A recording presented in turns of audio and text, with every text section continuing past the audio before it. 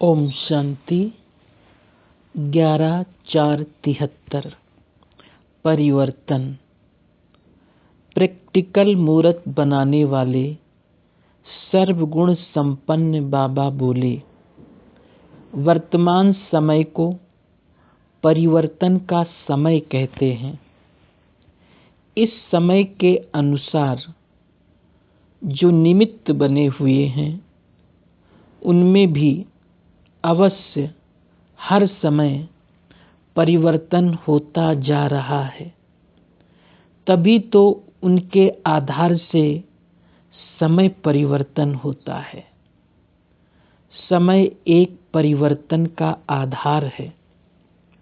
परिवर्तन करने वालों के ऊपर अर्थात जो परिवर्तन करने के लिए निमित्त बने हुए हैं वो अपने में ऐसे अनुभव करते हैं कि हर समय मनसा, वाचा और कर्मणा सभी रूप से परिवर्तन होता जा रहा है। इसको कहते हैं चढ़ती कला का परिवर्तन। परिवर्तन तो द्वापर में भी होता है, परंतु वो है गिरती कला का परिवर्तन। अभी संगम पर है चढ़ती कला का परिवर्तन। तो जब समय अनुसार भी चढ़ती कला का परिवर्तन है तो जो निमित्त आधार मूर्तियां हैं उनमें भी अवश्य ऐसे ही परिवर्तन है। ऐसे अनुभव करते हो कि परिवर्तन होता जा रहा है। परिवर्तन की स्पीड कभी चेक की है? परिवर्तन तो एक सप्ताह में होता है, एक दिन में और एक घंटे में भी होता है। हाँ, टोटल कहेंगे परिवर्तन हो रहा है। लेकिन अभी के समय प्रमाण परिवर्तन की स्टेज क्या होनी चाहिए वो अनुभव करती हो। जो मुख्य निमित्त बने हुए महावीर हैं, यदि उनको किसी भी बात में परिवर्तन लाने में समय लगता है तो फाइनल परिवर्तन में भी अवश्य समय लगेगा। निमित्त बने हुए महावीर जो हैं वो हैं मानो समय की घड़ी। जैसे घड़ी समय स्पष्ट दिखाती है, इसी प्रकार महावीर जो बनते हैं, निमित्त बने हुए हैं, वो भी घड़ी हैं। तो घड़ी में समय नजदीक दिखाई पड़ता है या दूर? स्वयं घड़ी हो और स्वयं ही साक्षी हो, समय को चेक करने वाली हो, तो परिवर्तन की प्रगति फास्ट है। फाइनल परिवर्तन जिससे सृष्टि का भी फाइनल परिवर्तन हो। अभी तो थोड़ा थोड़ा परिवर्तन होता है, तो सृष्टि की हालतों में भी थोड़ा थोड़ा परिवर्तन है। लेकिन फाइनल संपूर्ण परिवर्तन की निशानी क्या है, जिससे समझें कि ये परिवर्तन की संपूर्ण स्टेज है। अभी की परिवर्तन की स्टेज संपूर्ण परिवर्तन की निशानी वर्ष गिनती करते करते अब बाकी समय क्या रहा है? परिवर्तन ऐसा हो जो सभी के मुख से निकले कि इनमें तो पूरा ही परिवर्तन आ गया है। अपने परिवर्तन की बात पूछते हैं, सदा काल के लिए नेचुरल रूप में दिखाई दे। वो कैसे होगा? अभी नेचुरल रूप में नहीं है। अब पुरुषार्थ से थोड़े समय के लिए वो झलक दिखाई देती है, लेकिन नेचुरल रूप सदा काल रहता है। तो संपूर्ण परिवर्तन की निशानी ये है, हर एक में जो कमजोरी का मूल संस्कार है, ये तो हर एक अपना अपना जानते हैं। कभी भी कोई स्टेज में संपूर्ण पास नहीं होते, परसेंटेज में पास हो जाते हैं। इसका कारण ये है। तो हर बात में, हर एक में विशेष रूप से जो मूल संस्कार हैं, जिसको आप नेचर कहती हो, तो वो दिखाई देवे कि उनका पहले ये संस्कार था, अभी ये नहीं है। आपस में एक दूसरे के मूल संस्कार वर्णन भी करते हैं।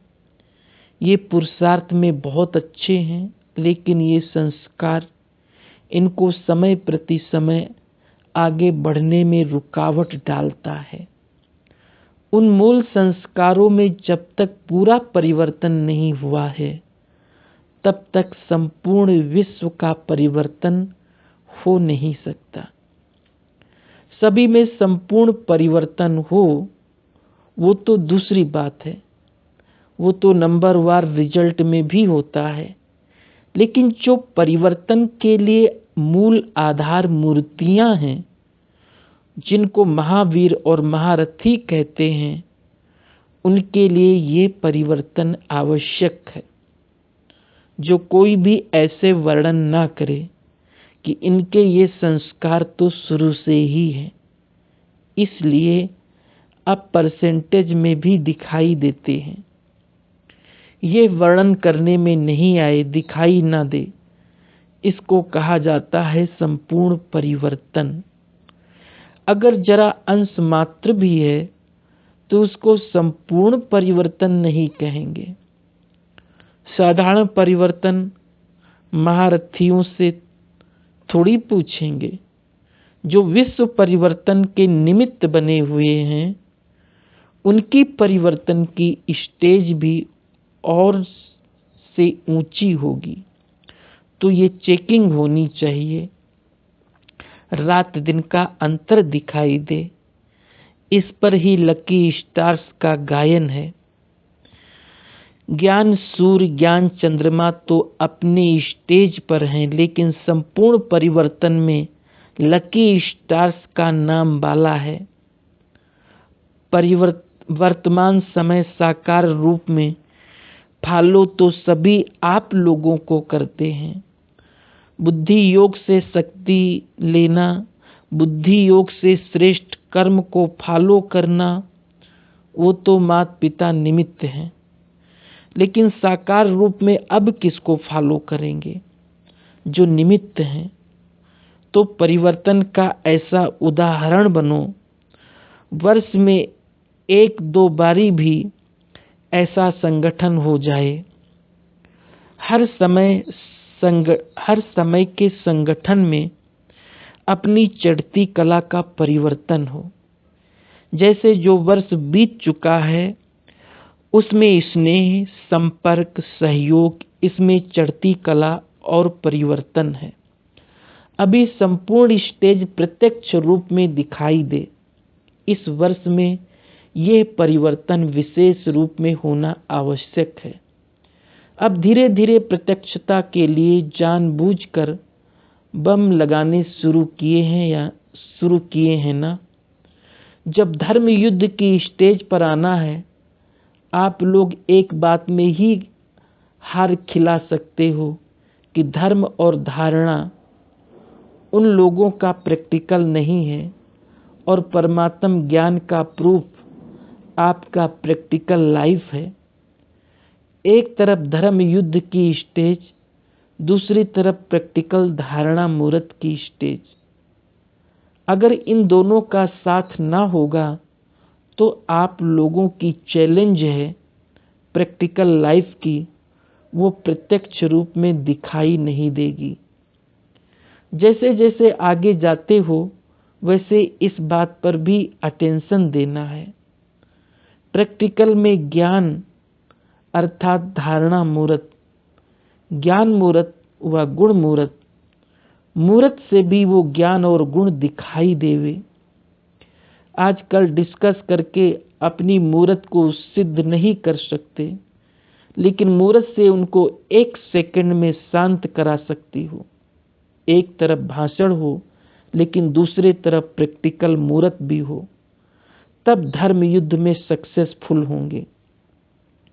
इसलिए जैसे सर्विस का प्रोग्राम बनाते हो, साथ साथ अपने प्रोग्राम में भी प्रोग्रेस करो। ये भी होना आवश्यक है। अपने पुरुषार्थ के प्रोग्राम का, अपने अपने पुरुषार्थ के भिन्न भिन्न अनुभव का लेन देन का भी प्रोग्राम साथ साथ होना चाहिए। दोनों का बैलेंस साथ साथ हो। अच्छा, इस मुरली का सार बाबा कहते, तुम बच्चे समय की घड़ी हो। चेक करो तुम्हारी परिवर्तन की स्पीड फास्ट है। संपूर्ण परिवर्तन की निशानी ये है कि जो संस्कार पहले थे वो अब बिल्कुल दिखाई ना दे। परिवर्तन ऐसा हो जो सभी के मुख से निकले कि ये तो बिल्कुल ही बदल गया है। दूसरा, अभी धर्म युद्ध की स्टेज पर आना है। आप लोग उन्हें एक बात में ही हार खिला सकती हो कि धर्म और धारणा जिसमें प्रैक्टिकल में नहीं है, आपकी मूर्त में भी वो ज्ञान और गुण दिखाई देना चाहिए। डिस्कस करने से नहीं, बल्कि अपनी मूर्त से ही तुम उन्हें शांत करा सकते हो। ओम शांति।